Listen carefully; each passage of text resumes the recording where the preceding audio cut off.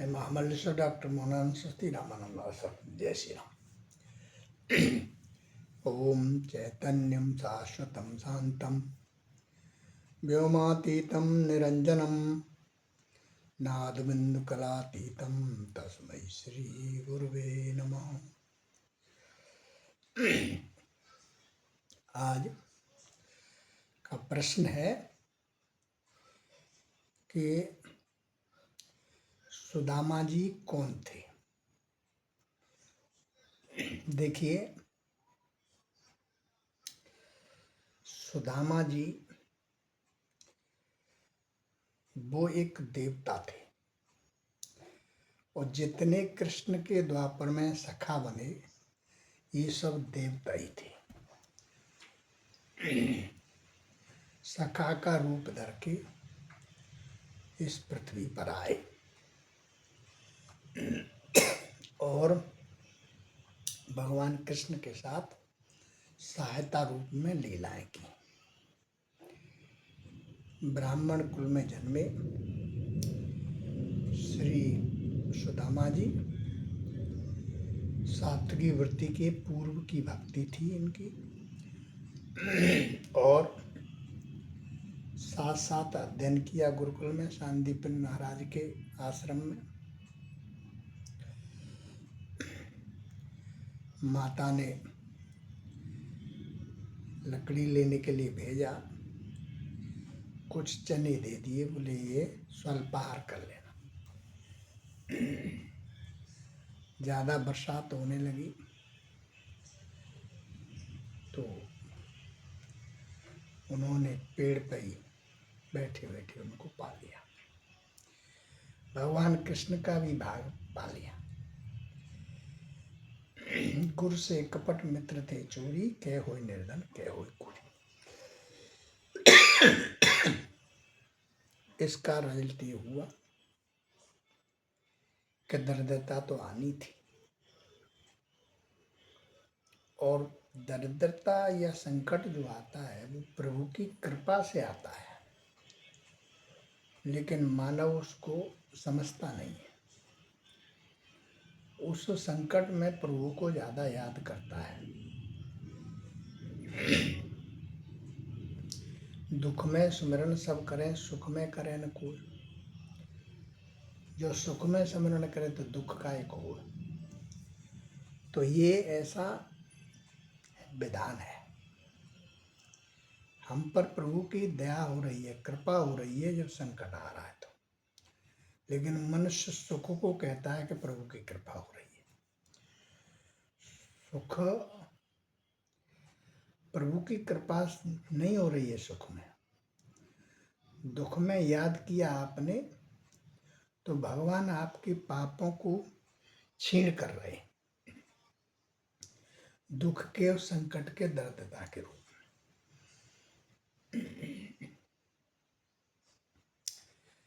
विवाह शादी हो गई, बड़े हो गए, भगवान कृष्ण अपने लीला में लग गए। सुदामा जी की पत्नी सुशीला नाम की ब्राह्मणी थी, बहुत सती सावित्री, स्वभाव अच्छा था, बच्चे थे,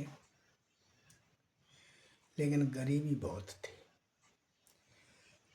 भगवान का भजन करना, गुणगान करना और भिक्षावृत्ति करना ये उन्होंने अपना लक्ष्य बना लिया था। किसी दिन मिल गया तो पेट भर खा लिया, नहीं मिला तो भूखे सो गए, लेकिन कभी भगवान से शिकायत नहीं की, कभी परमात्मा को कोसा नहीं, कभी अपनी किस्मत को दोष नहीं लगाया, कुछ नहीं। सात की वृत्ति में संतोष में रहे, बहुत संतोषी थे। सुदामा का दूसरा नाम संतोष है। जब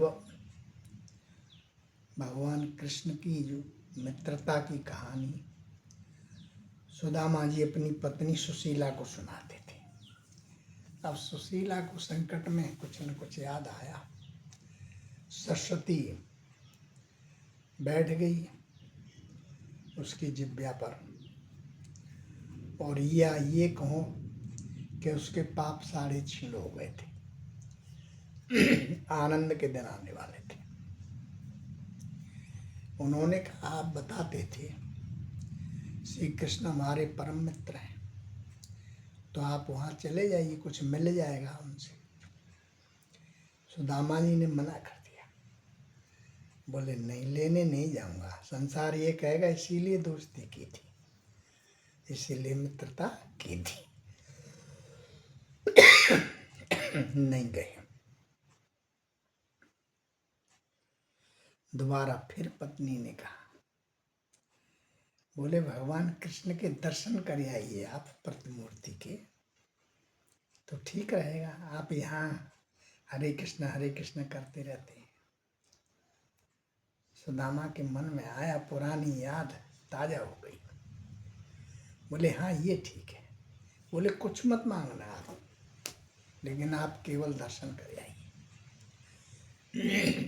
चले गए। थोड़े से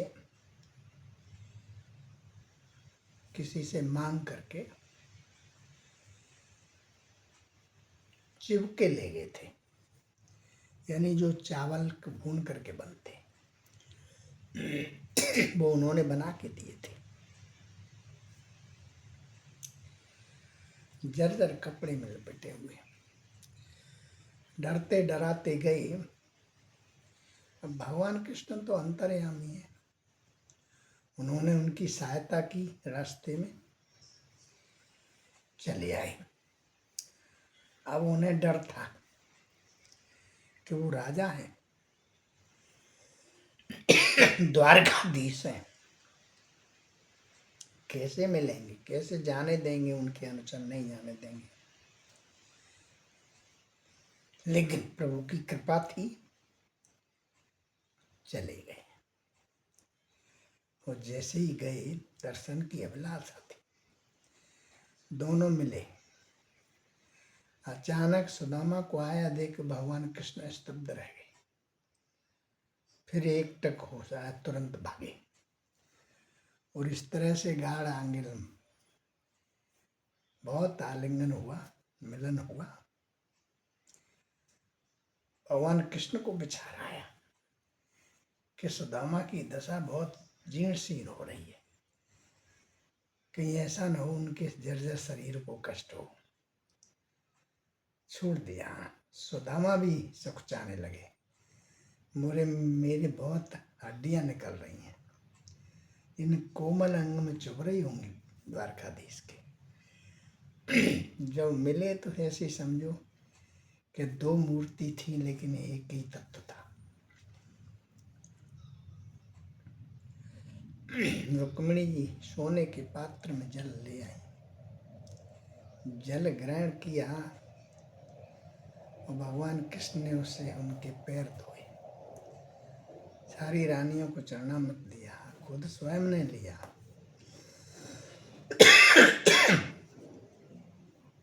भगवान कृष्ण का भाव देख करके और उनके उस ठाट बाट को देख करके सुदामा चकरा गए। बोले ये चुपके नहीं देने चावल के बने हुए, चिवड़े थे चबाने वाले, ये नहीं देने, अच्छा नहीं लगेगा। सूर्य को दीपक दिखाना है, लेकिन भगवान कृष्ण सब जानते थे। उन्होंने जबरदस्ती खींच लिया, उनकी पोटली फट गई। भगवान ने 2 मुट्ठी खा ली, तीसरी मुट्ठी खाना चाहते रुक्मिणी ने हाथ पकड़ लिया, कहने लगी इसमें से हमें भी दे दो, कुछ हम भी प्रसाद ले लें। भगवान कृष्ण ने कहा ठीक है, दे दिए। उन्होंने बांट ली। इस तरह से बहुत सेवा शुश्रूषा हुई। रोजाना पंचामृत से स्नान कराया जाता था, चंदन का उटन लेप लगाया। सुदामा जी बैकुंठ भोग रहे थे, अच्छा भोग भोग रहे, आनंद आ रहा, बड़े प्रसन्न थे।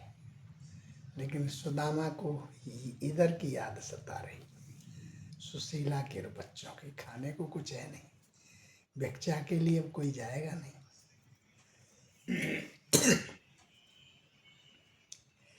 भगवान कृष्ण भी समझ रहे थे और भगवान कृष्ण ने कुशलता पूछी तो सुदामा जी ने दरिद्रता का निवेदन नहीं किया।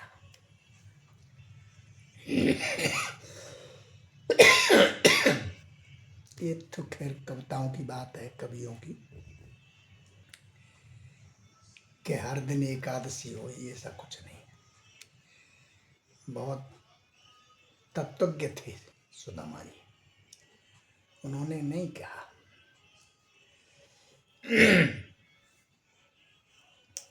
चलता रहा, 7 दिन व्यतीत हो गए। सुदामा ने कहा मैं जाना चाहता हूं। भगवान कृष्ण ने कहा जाओ। उन्हें व्यवहारिक रूप से कुछ नहीं दिया, चले गए। और जो 2 मुट्ठी खाई थी उनसे उऋण होने के लिए उनको बहुत सारी संपत्ति दे दी।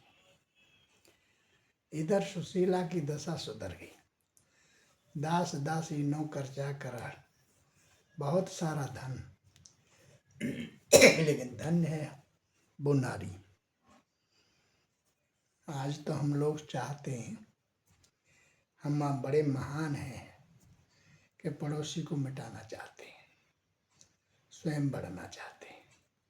लेकिन उन्होंने कहा मैं अकेली नहीं ये महल अटारे बनवाऊंगी, मेरे आसी पड़ोसी सारे गांव को बनाना पड़ेगा। कुबेर ने पूरे सब गांव को बनाया, सब नगर को बनाया, दूसरी द्वारका बसा ली, सब ठाट बाट।